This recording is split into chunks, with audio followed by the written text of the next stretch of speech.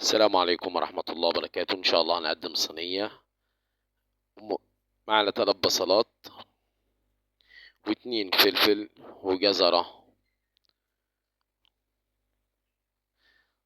طبعا احنا بنقطع البصل لشرايح صغيرة جدا. طبعا احنا المفروض ان احنا نعملها صينية، اما احنا النهاردة هنبدأ نغير شوية يا جماعة. طبعا دي بصلة، 3 بصلات بدأنا نقطعهم بنفس الطريقة دي، طريقة صغيرة جدا جدا زي ما انتوا شايفين. طبعا جبنا طبعا العلبة اللي احنا هنكمل فيها بقية الحاجة. طبعا الفلفل دوت اختياري، يعني انا حاطه بجربه يكون جميل جدا معايا. ممكن اللي مش بيحب الفلفل مع الطاجن اللي انا هعمله يعمله طبعا بطريقته هو. ممكن يلغي الفلفل يحط بصل بس وجزر.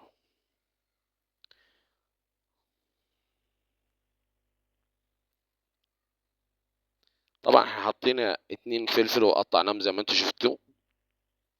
طبعا الجزر بيحلي اي اكل في الدنيا، بيخلي الاكل محلي وجميل جدا جدا. حطيناهم وجبنا طبعا قطع اللحمة، ده كيلو من اللحمة. طبعا بدأنا نحطه.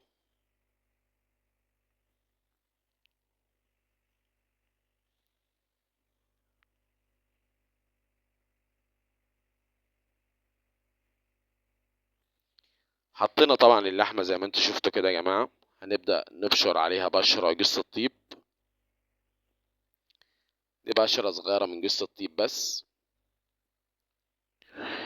طبعا ده فلفل أسمر، ممكن تحطوا حصى زي ما انت عايزه، ممكن تطحنه. معلقة كمون، كزبرة ناشفة، بهارات لحمة، بابريكا.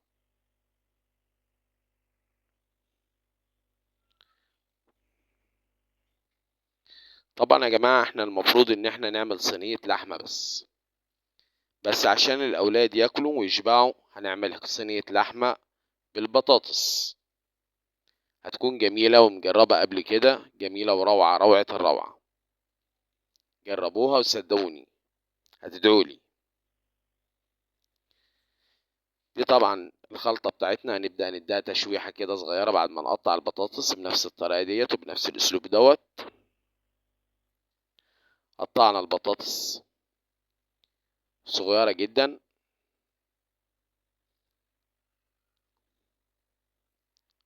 قطعنا البطاطس مكعبات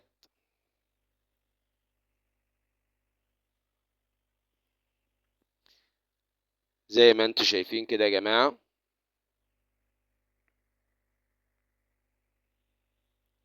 مستني اشتراكاتكم طبعا لكي يوصلكم كل جديد.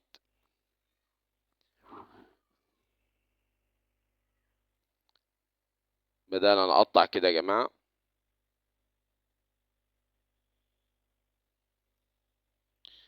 صلى على الحبيب قلبك يطيب.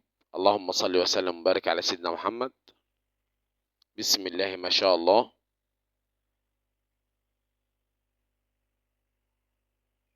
اللهم صل على سيدنا محمد وعلى آل سيدنا محمد. طبعا قطعنا البطاطس ولازم نقلبها كده عشان تاخد من نفس التتبيلة اللي احنا حطينا على اللحمة وبقية الخضار، البصل والفلفل والجزر. معانا معلقة كبيرة سمنة حطيناها في الطاسة مع ندعة زيت اختياري مش إجباري، يعني أنا ممكن أعملها بالسمنة عادي وممكن أحطها بزيت، بس الزيت يعني بيخلي الموضوع سيل معايا شوية.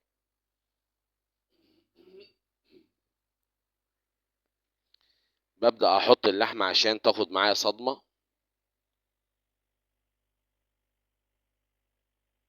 لازم الطاسة تكون السمنة سخنة كده اللحمة بتاخد معايا صدمة.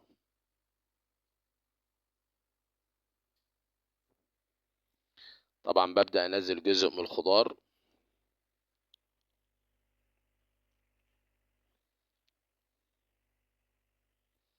بقلبهم بنفس الطريقة كده.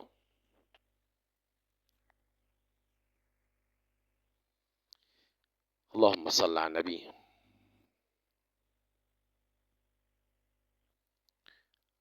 الريحة جنان، وإن شاء الله الطعم هيكون روعة. ببدأ أنزل جزء من الخليط تاني وأديها تقليبة قبل ما أدخلها الفرن لحد ما توصل للي أنا عايزه. كده بقيت الخليط كله.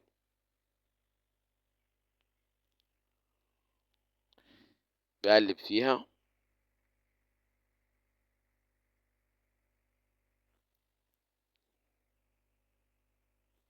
طبعا حطيت رشة ملح، وكده هدنا أقلب لحد ما الملح يعني اللحمة والخليط اللي أنا حاطه كله يشرب منه.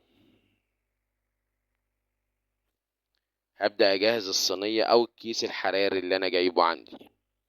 أنا طبعا هجرب تجربة. حطيت طبعا بهارات لحمة تتباع طبعا موجودة، في بهارات فراخ وفي بهارات لحمة كانت عندي، قلت ما أجربها.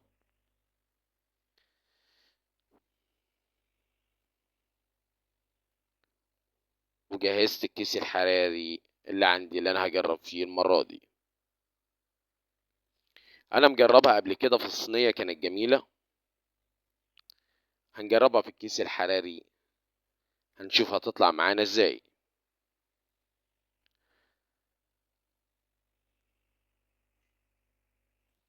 هنجيب الكيس الحراري ونفتحه في قلب الصينية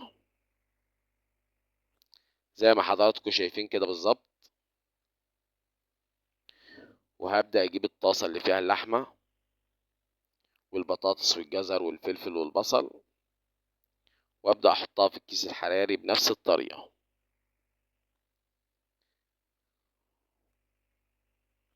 طبعا دي مية بملح، وببدأ أحطها عشان يعني تشرب وتعمل شربتها ودانها مظبوطة معايا زي ما احنا عايزين بالظبط. بقلب كده عشان كل حق المية توصل للحمة والبطاطس والخضار اللي احنا حاطينه. ومع القفيز بتاعي طبعا ربطت بالكيس زي ما انتوا شايفين. هجيب مقص واقص الزيادة. جبت قصة الزيادة، هوريها لكم طبعا ان انا كنت عاملها من سابق. بنبدأ نخرم. الفرن بتاعنا مولع دلوقتي، وهنبدأ نحطها من ساعة لساعة الا ربع. اللهم صل على النبي. الريحة جميلة، الريحة روعة. وبالهنا والشفا لينا وليكوا جميعا. مش تنسوني الاشتراك في القناة لكي يوصلكم كل جديد من قناة الجوكر، في رعاية الله وأمنه. ودي اللحمة طبعا ما شاء الله، الله أكبر، في رعاية الله وأمنه. السلام عليكم ورحمة الله وبركاته. انتظروني في وجبة جديدة من قناة الجوكر. مش تنسوني في الاشتراكات، ولا تنسوني في اللايكات، ولا تنسوا اسم الجوكر، في رعاية الله وأمنه.